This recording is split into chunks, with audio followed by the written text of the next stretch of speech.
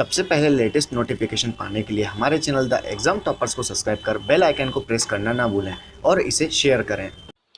दोस्तों, स्वागत है आप सभी का एग्जाम टॉपर्स में। दिल्ली दिल्ली दिल वालों का शहर। दिल्ली लगभग आज से 3 से 3,500 साल पुराना बसाया शहर है, जिसे पहले इंद्रप्रस्थ के नाम से जाना जाता था। दिल्ली पर कई शासकों जैसे गौरी, गजनी, तुगलक, खिलजी और अन्य कई मुगल शासकों ने शासन किया है। जब ब्रिटिश भारत में आए थे तो प्रारंभ में उन्होंने कोलकाता का शासन अपने हाथ में लिया और उसे अपनी राजधानी बना लिया था। 12 दिसंबर सन 1911 को दिल्ली दरबार का आयोजन ब्रिटेन के किंग जॉर्ज पंचम के द्वारा किया गया और यह घोषणा की गई कि दिल्ली अब से भारत की ब्रिटिश राजधानी होगी। 1 अप्रैल 1912 को औपचारिक रूप से दिल्ली को राजधानी बना दिया गया। दिल्ली को राजधानी के रूप में परिवर्तित करने की जिम्मेदारी सर एडविन लुटियंस और हर्बर्ट बेकर को दी गई। इन्होंने संसद भवन का निर्माण भी किया। संसद का निर्माण लुटियंस तथा बेकर के द्वारा ही किया गया है। वहीं इसके प्रमुख इंजीनियर थे। राष्ट्रपति भवन एडवर्ड लुटियंस और नॉर्थ तथा साउथ ब्लॉक जैसे सचिवालय का निर्माण हर्बर्ट बेकर के द्वारा ही किया गया है। इंडिया गेट से राष्ट्रपति भवन और संसद के पास का क्षेत्र ही सेंट्रल विस्टा के नाम से जाना जाता है, जो हाल ही में चर्चा का विषय बना हुआ है। केंद्र की सेंट्रल विस्टा प्रोजेक्ट को चुनौती देने वाली याचिका पर गुरुवार को सुनवाई करते हुए सुप्रीम कोर्ट ने इस योजना पर रोक लगाने से इनकार कर दिया है। दरअसल यह याचिका केंद्र द्वारा पुनर्विकास योजना की भूमि उपयोग में बदलाव को सूचित करने को लेकर दायर की गई थी।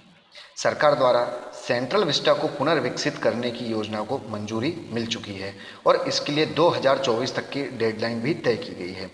केंद्र सरकार की यह योजना करीब 20,000 करोड़ रुपए की लागत की है और इसी साल केंद्र ने संसद, Rashtrapati Bhavan, India gate, north तथा साउथ ब्लॉक जैसी संरचनाओं द्वारा चिन्हित एडवर्ड लुटियंस द्वारा दिल्ली के केंद्र में लगभग 90 एकड़ भूमि से संबंधित भूमि उपयोग में बदलाव को अधिसूचित किया गया था। अब हम बात करते हैं क्या है सेंट्रल विस्टा प्रोजेक्ट। संसद भवन, केंद्रीय सचिवालय और इसके आसपास राष्ट्रपति भवन से इंडिया गेट तक फैले हरित क्षेत्र में, जो कि लगभग 3 से 3.5 किलोमीटर क्षेत्र में फैला है, हरित क्षेत्र में मौजूद सेंट्रल विस्टा के पुनर्विकास की महत्वाकांक्षी योजना को आकार दिया जाएगा। आवास एवं शहरी कार्य मंत्रालय द्वारा संचालित इस योजना को 3 चरणों में पूरा किया जाएगा। पहले चरण में राष्ट्रपति भवन से इंडिया गेट तक 3 किलोमीटर के दायरे में मौजूद सेंट्रल विस्टा क्षेत्र को 2021 तक नया रूप दिया जाना तय किया गया है, जबकि मौजूदा और भविष्य की ज़रूरतों के मुताबिक संसद भवन की नई इमारत का निर्माण 2022 तक तथा तीसरे चरण में सभी केंद्रीय मंत्रालयों अर्थात नॉर्थ एवं साउथ ब्लॉक को एक ही स्थान पर समेकित करने के लिए प्रस्तावित समग्र केंद्रीय सचिवालय का निर्माण 2024 तक पूर्ण करने का लक्ष्य रखा गया है। क्या होगा इस सेंट्रल विस्टा प्रोजेक्ट में, हम इसकी बात करते हैं तो सेंट्रल विस्टा परियोजना के तहत नए सचिवालय में 10 भवन बनाए जाएंगे। संसद भवन के ठीक बगल में नया संसद बनाया जाएगा। नॉर्थ और साउथ ब्लॉक को एक एक कर म्यूजियम में परिवर्तित किया जाएगा। साथ ही इंदिरा गांधी राष्ट्रीय कला केंद्र को उसके वर्तमान स्थल से कहीं और स्थानांतरित भी किया जा सकता है।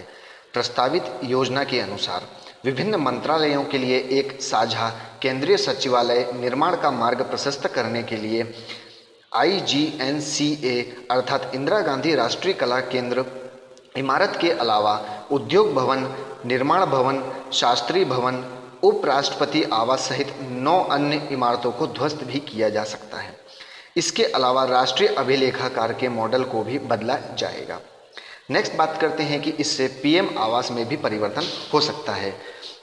नए प्रस्तावित योजना के तहत प्रधानमंत्री आवास और कार्यालय में भी परिवर्तन देखने को मिल सकेगा। केंद्र सरकार का कहना है कि झोपड़ियों द्वारा किए गए अतिक्रमण के कारण लगभग 90 एकड़ भूमि बर्बाद हो चुकी है।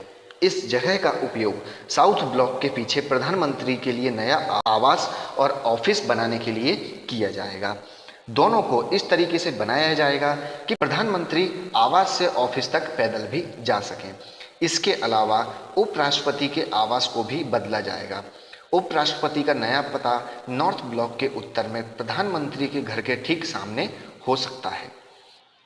नेक्स्ट बात करते हैं कि नॉर्थ और साउथ ब्लॉक बनेंगे म्यूजियम। वर्तमान में नॉर्थ और साउथ ब्लॉक में केंद्र सरकार के अहम मंत्रालय हैं, जिनमें कई वरिष्ठ आईएएस अफसर और मंत्री बैठते हैं। इनमें वित्त, रक्षा और गृह के साथ साथ प्रधानमंत्री कार्यालय स्थित हैं। लेकिन नए प्रस्तावित संरचना के तहत दोनों ब्लॉक को मिलाकर केंद्रीय म्यूजियम बना दिया जाएगा। इन विभागों के मंत्रियों का कार्यालय भी कॉमन सचिवालय में शिफ्ट कर दिया जाएगा। इस सेंट्रल विस्टा की प्रमुख बात है कि इस क्षेत्र में इंडिया गेट से अधिक ऊंचाई किसी भी बिल्डिंग की नहीं होगी।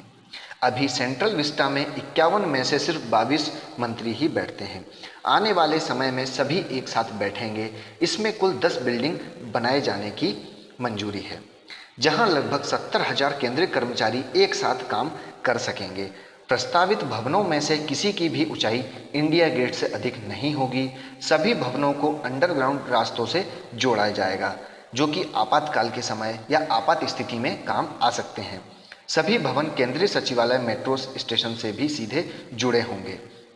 सेंट्रल विस्टा पश्चिम में राष्ट्रपति भवन से लेकर मदर टेरेसा क्रिसेंट तक फैला हुआ क्षेत्र है। यह इंडिया गेट से लेकर यमुना के पूर्व के किनारे में फैला होगा।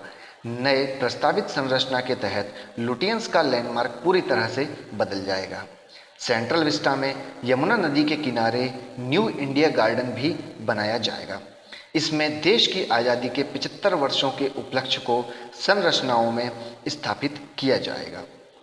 इसके लिए सरकार डिज़ाइन प्रतियोगिता का भी आयोजन करने का विचार कर रही है। नया प्रस्तावित संसद भवन उसी परिसर में बनेगा जहां अभी वर्तमान का संसद भवन बना हुआ है। पहले पुराने संसद भवन को संग्रहालय में परिवर्तित करने की योजना थी, परंतु अब इसके कुछ हिस्सों का इस्तेमाल करने की बात भी की जा रही है। राष्ट्रीय बायोडायवर्सिटी पार्क और सेंट्रल एवेन्यू। सेंट्रल विस्टा के पश्चिम में लगभग 48 एकड़ भूभाग पर राष्ट्रीय बायोडायवर्सिटी पार्क बनाए जाने की भी परिकल्पना तैयार की गई है। इसमें ग्लास हाउस का निर्माण किया जाएगा। राजपथ के पास के जगह को सेंट्रल एवेन्यू में शामिल किया जाएगा, जहां आम लोगों के लिए टॉयलेट, बेंच एवं पार्किंग की व्यवस्था होगी तथा अंडरग्राउंड कई अन्य रास्ते भी बनाए जाएंगे। तो यह थी पूरी सेंट्रल विस्टा के बारे में जानकारी, जो हाल ही में सुर्खियों में बना हुआ है। उम्मीद करता हूँ आपको वीडियो पसंद आया होगा। वीडियो को लाइक कर शेयर करना ना भूलें। Thanks for watching. जय हिंद।